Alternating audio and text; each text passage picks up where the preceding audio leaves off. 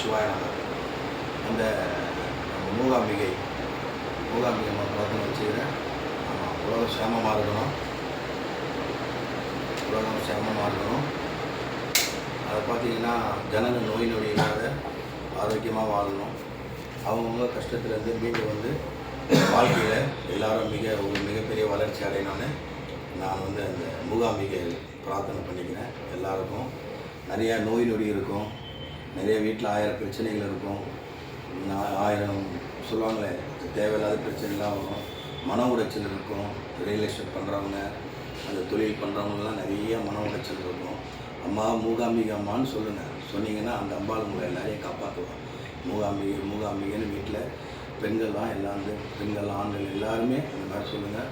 அதே மாதிரி உங்களுக்கு அந்த கஷ்டங்கள் வீட்டில் ரொம்ப அதிகமான ஒரு சூழ்நிலைகள் வரும்போது, அந்த சூழ்நிலைகள் அதிகமாக வரும்போது ஒரு சோப்பு துணி எடுத்து ஒரு சோப்பு துணியை நீங்கள் எடுத்து வீட்டில் பீரோக்குள்ளே வைங்க. அம்மா மூகாம்பிகைன்னு சொல்லி பிரார்த்தனை வைங்க. உங்கள் கஷ்டங்கள்லாம் பூர்த்தியாகும். அம்பாள் செய்வா அடிக்கடிக்கு மூகாம்பிகைன்னு சொல்லும் போது எல்லா பிரார்த்தனைகளும் கண்டிப்பாக நிறைவேறும். ரெண்டாவது, நிறைய மன உடைச்சல் இருப்பீங்க, மன கஷ்டத்தில் இருப்பீங்க, நிறையா இருக்கும். அதெல்லாம் உங்களுக்கு அம்பாள் வந்து எல்லாமே உங்களுக்கு அந்த பூர்த்தியமாக பண்ணி கொடுப்பார். அந்த ஆதி பராசக்தின்ற மாதிரி அந்த மாதம் அகிலமே அந்த மாதன்றது தான் அம்மா. அதனால் இதை சொல்லுங்கள். அடிக்கடிக்கு யாரும் ஓம் நமச்சிவாய சொல்லாதீங்க, ஓம் சிவாய நமன்னு சொல்லுங்கள். வாழ்க்கையில் சில இதெல்லாம் கிடைக்கும். இந்த தோசைக்காரன், ஜாதகாரன், 7 சனி பிடிச்சிது, 8 சனி பிடிச்சிது, உனக்கு இந்த நாள் சரியில்லை, உனக்கு அந்த நாள் சரியில்லை, அப்படி இல்லை. எல்லா நாளும் நல்ல நாளும் நீங்கள் நினச்சிங்க.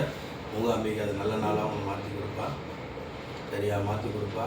அதே மாதிரி அதை நினச்சிங்க. இந்த தோசைத்தை நம்பாதீங்க, போய் சுற்றாதீங்க. அது ஆதி காலத்தில் எல்லாம் உண்மையாக இருந்தது, கையில் இருக்கிற காலம். இப்போ கம்ப்யூட்டர் காலமானதுனால ராகு வந்து இப்படி இருக்குது, சுக்கரம் வந்து இப்படி இருக்குது, இதில் வந்து இப்படி இருக்குன்னு எதனா ஒரு கதையை சொல்லிகிட்டு இருப்பானுங்க. அதெல்லாம் நீங்கள் நம்பின்னு இருக்காதீங்க. ஆமாம், மூகாம்பிகை நம்புங்க. இந்த பரிகாரம் அந்த பரிகாரம் சொல்லி நிறைய பணத்தை இழக்காதீங்க. கஷ்டத்தை போய் நீங்களே மாட்டிக்காதீங்க.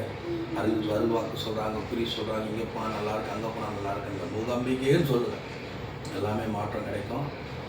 இப்போ நம்ம விஜய் தம்பியோட கவர்மெண்ட் ஆட்சி இப்போ நடந்துன்னு இருக்கு. உச்சத்தில் அவர் இருக்கார், 7வது பாகத்தில் உட்காந்து எல்லாரும் அவரை நோக்கி எல்லாரும் படையெடுக்கிறாங்க. போய் நான் வரேன், நீ வரேன். மனிதன் வந்து ஒரு மாயை. அவன் வந்து இந்த மாயையிலேருந்து எந்த மனிதனும் விலக மாட்டான். எத்தனை 1000 கோடி சம்பாதிச்சாலும் அவன் அந்த மாயையில் தான் போய் சிக்குவான். சிக்கி என்ன செய்வான், திருப்பி போதும் மனமேன்ற மனம் வாழல. நீ ரிச்சா ஓட்டி 100 ரூபா சம்பாதிக்கலாம், 500 ரூபா சம்பாதிக்கலாம், கஷ்டப்படுறான், எப்படியோ கஷ்டப்படுறான். ஆனால் இவங்க இந்த மாதிரி நல்லா கோடியாக சம்பாதிச்சு தானமும் செய்யாத, தர்மமும் செய்யாத, யாருக்கும் உதவியும் செய்யாது, மீண்டும் பணமாயில மூழ்கி அவனாக வாழ்ந்துட்டு இருக்காங்க. பாவம். அதை நான் அவங்கள அந்த மாயை தான் சொல்ல முடியும். அந்த மாயை அவங்கள விரட்டின்னு போய் எங்கெங்கேயோ தள்ளுது. போதும் மனமேன்று வாழுங்க. வாழ்க்கையில் நிறைய சந்தோஷம் கிடைக்கும். நிறையா குப்பைன்னா நான் எல்லாத்தையும் சேர்த்து வச்சு தலையில் வச்சு கஷ்டப்படாதீங்க.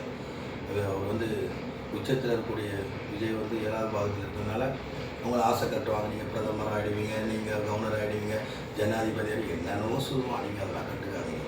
உங்களோட பணியை நீங்கள் சிறப்பாக செய்யுங்க. இறைவன் உங்களுக்கு என்ன தரணுமோ அதை கூப்பிட்டு கொடுக்க தான் போகிறார். இவன் சொல்லி வரணும், அவன் சொல்லி வரணுன்றத எந்த அவசியமும் இல்லை. தன்னோட விஷயத்தை நீங்கள் தனியாக உட்காந்து 1 மணி நேரம் நீங்கள் எந்த இறைவனை கும்புறீங்களோ அப்படிலாம் எனக்கு தெரியாது.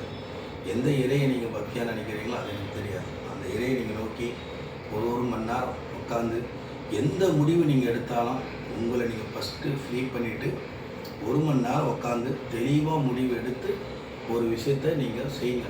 இவங்க சொல்கிறாரு, அவங்க சொல்கிறாங்கன்னு எந்த விஷயத்துக்கு நீங்கள் தலையை ஆட்டாதீங்க. ஏன்னா மக்கள் வந்து உங்களை முழுமையாக நம்பி தான் எல்லா விஷயமும் போட்டிருக்காங்க. காமராஜருக்கு என்னாச்சு, கக்குன்னு என்னாச்சு, பெரிய தலைவர்கள்லாம் என்ன நிலைமைக்கு ஆனாங்க, கெஜ்ரிவால் என்ன ஆனார், எல்லாமே உங்களுக்கு தெரியும். அதனால் நீங்கள் பார்த்து எல்லா விஷயத்தையும் பொறுமையாக நீங்கள் 1 மணி நேரம் முடிவெடுத்து செஞ்சீங்கன்னா அது உங்களுக்கு சிறப்பாக இருக்கும். சொல்லுவாங்களே, எதிரி இருந்தால் தான் வாழ்க்கையில் நம்மளுக்கு தெரிய வரும்ன்ற மாதிரி எதிரிகள் இருக்க தான் செய்வாங்க. நீங்கள் அதெல்லாம் பொருட்படுத்தி தவிர நான் சொல்லக்கூடிய விஷயம் மூகாம்பிகைன்னு தான் சொல்லுவேன். நீங்கள் தனியாக எந்த விஷயத்தை எடுத்தாலும் இவங்க பேச்சு இது கடகராசி 7வது பாவம் 5 வந்து சுக்கிரன் செய்தவங்களுக்கு. ஆமாம், 6ல் வந்து குரு, சரி 9ல் வந்து சனி.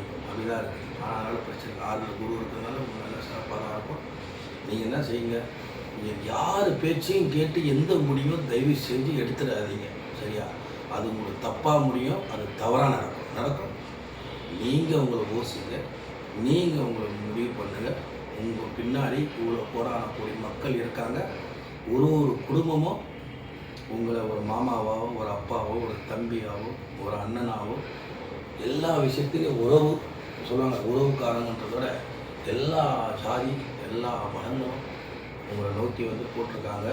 இந்த முடிவு சட்டுன்னு எடுக்க வேண்டாம், அந்த முடிவும் சட்டுன்னு எடுக்க வேண்டாம். நீங்கள் தான் யோசிங்க, அது கரெக்டாக இருக்கும். நீங்கள் அந்த முடிவை எடுத்து செயல்படுங்க. 1 மணி நேரம் எந்த முடிவையும் டக்குன்னு எடுக்காதீங்க. ஒரு கோப்பையில் கையெழுத்து போடுறீங்கன்னா கூட இதெல்லாம் கரெக்டாக நீங்கள் முடிவு எடுத்து மூகாம்பிகையே நினச்சி ஒரு கையெழுத்தை போடுங்க. அம்பாள் நல்லதாக பண்ணுவாங்க. ஓம் சிவாய நமः.